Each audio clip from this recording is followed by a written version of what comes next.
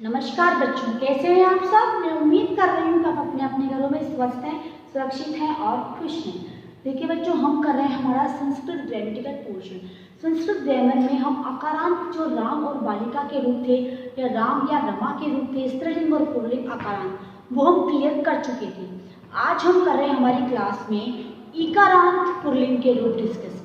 देखिए, आप इकारांत पुल्लिंग के रूप कीजिए या इकारांत स्त्रीलिंग के रूप कीजिए, इकारांत स्त्रीलिंग हो या इकारांत पुल्लिंग हो, अकारांत हो या किसी भी चीज के रूप हो, आपको उसका मतलब कैसे निकालना है, उसका अर्थ क्या होता है, आज मैं आपको क्लास में ये बताऊंगी।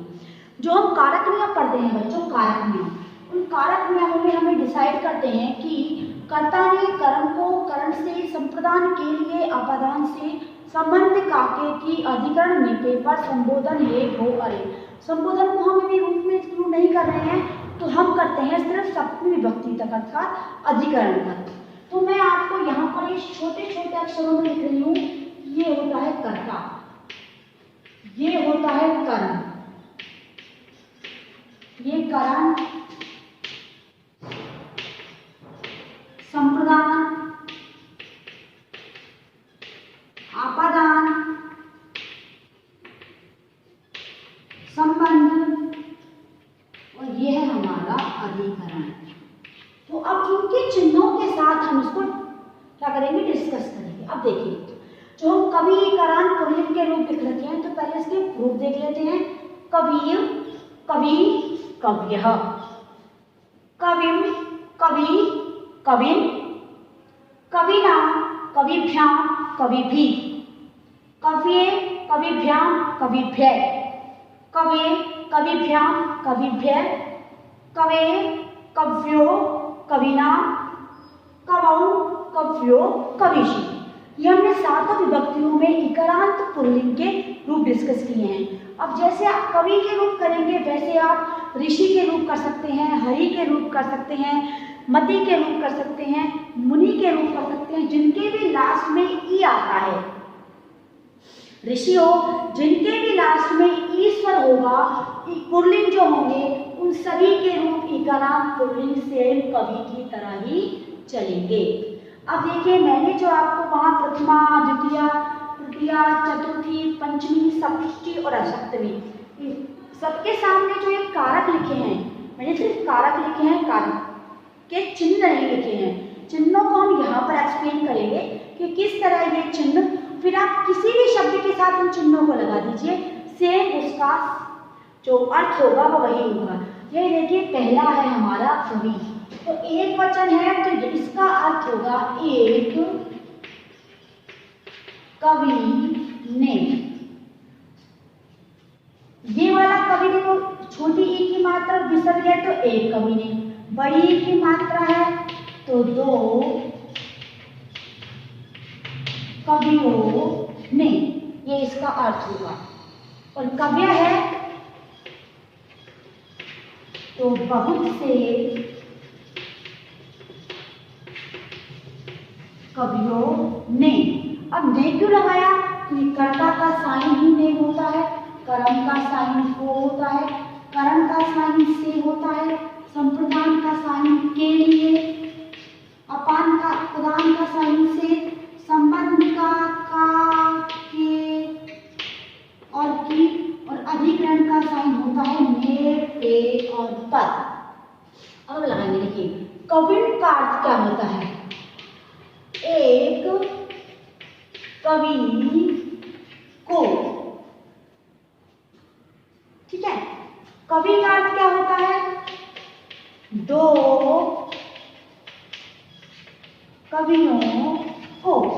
अब आप कहेंगे कि यहाँ पर भी कवि है और यहाँ पर भी कवि है, इस कवि में तो आपने नहीं लगाया, इस कवि में आपने को लगाया। तो देखिए, ये डिपेंड करता है आपके सेंटेंस के ऊपर कि आपके सेंटेंस में है तो द्विवचन, तो दो कवियों ने से उसका अर्थ निकल रहा है या दो कवियों को उससे उसका अर्थ निकल रहा है। ने से निकल रहा है तो वो प्रथमा विभक्ति का द्विवचन होगा, यदि को से उसका अर्थ निकल रहा है तो वो द्वितीय विभक्ति का द्विवचन होगा। देखिए, कविभ्याम तीन में होता है, एक अर्थ से होता है, एक अर्थ के लिए होता है और एक अर्थ से होता है। लेकिन डिफरेंस क्या है, यहाँ पर जो से होता है वो किसी चीज को किसी चीज से जोड़ने के लिए होता है, और यहाँ पर जो से होता है वो किसी चीज़ से अलग करने के लिए होता है। तो दोनों में डिफरेंस यहाँ हो गया। ये डिसाइड करता है आपके, डिपेंड करता है सॉरी आपके सेंटेंस के ऊपर कि उस सेंटेंस में उस शब्द का अर्थ क्या है। पर आपको यदि सेंटेंस बनाना हो और लिखा जाए दो कवियों ने, तो आप ये कवि लिखेंगे, दो कवियों को तो भी आप ये वाला कवि लिखेंगे। बनाइए तो ये देखिए कविव्य सेम लिखे हुए हैं शब्द। एक में होगा कवियों के लिए और दूसरी में होगा कवियों से। अंतर आया? कवियों कवियों दो बार लिखा गया है। एक में होगा दो कवियों का के की, एक में होगा दो कवियों में पेपर। दोनों ही कारक चिन्ह लगे तो कारक चिन्हों के अकॉर्डिंग उसका अर्थ निकालेंगे। ये देखिए कवि और कवि लिखा हुआ है, तो पहले कवि का अर्थ क्या होगा? एक कवि से, और दूसरे का एक कवि का के की। समझ में आया? तो देखिए दो कवियों को, और यहाँ होगा बहुत से कवियों को। क्लियर? अब देखिए लिखा हुआ है कविना। कविना अर्थात करण और कारक चिन्ह होता है से, तो हम लिखेंगे एक कवि से। कवि व्यंग लिखा है तो दो कवियों से, और कवि भी है बहुत से कवियों से। दो से ज्यादा, बहुत नहीं लिखे तो भी चलता, पर बहुवचन लिखा हुआ तो मैंने बहुत लिख दिया है। वरना कवियों ने कवियों को और कवियों से लिखती ना तो भी ठीक है कि हमने दो लिखा है, बाप कवियों लिखा है, बस हमारी बात। अब देखिए कवि, कवि का जो कारक है वो है संप्रदान, और इसका चिन्ह क्या है? के लिए। तो यहाँ लिखेंगे हम एक कवि के लिए। कवि व्यंग दो कवियों के लिए, और कवि व्यय कवियों के लिए। यहाँ मैंने बहुत से नहीं लगाया है तो भी आप समझ जाइए, क्योंकि यहाँ पर मैंने दो अलग से लिख दिया है। ठीक है, दोनों में डिफरेंस हो गया। कवि कारक आपादान कारक चिन्ह से, तो एक कवि से। फर्स्ट थिंग, ये जो कवि है वो है हमारा जोड़ने वाला, और ये जो कवि है वो है हमारा अलग करने वाला। ये से ध्यान रखना, दो कवियों से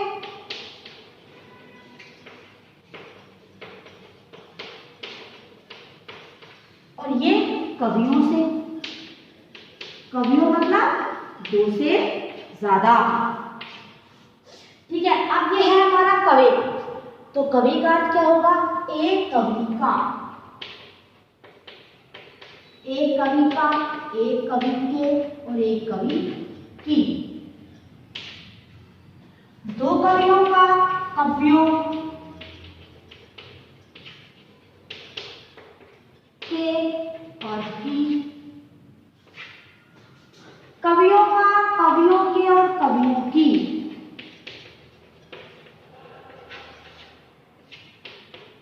क्लियर? अब आता है नेक्स्ट, हमारा जो लास्ट है वो है हमारा सप्तमी विभक्ति का अधिकरण में पेपर। तो देखिए एक कवि में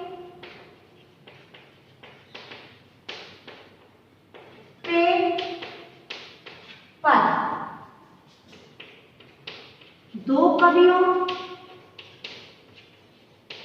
में पेपर,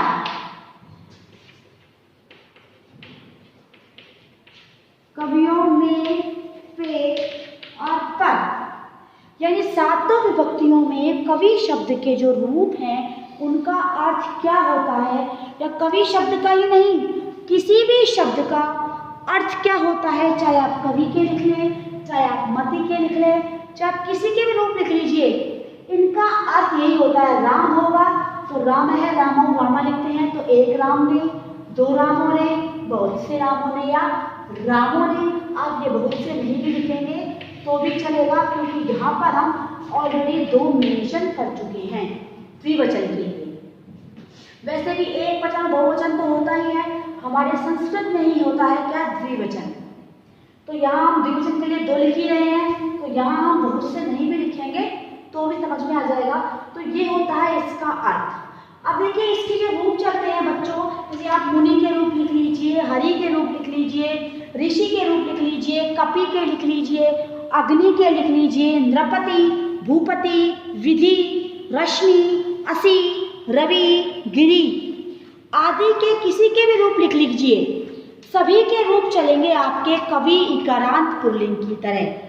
लेकिन यदि आपको कोई ऐसा शब्द लिखना हो जिसमें इकारांत नहीं हो तो उसमें अकारांत के रूप होंगे, अकारांत के नहीं होंगे तो उकारांत के होंगे।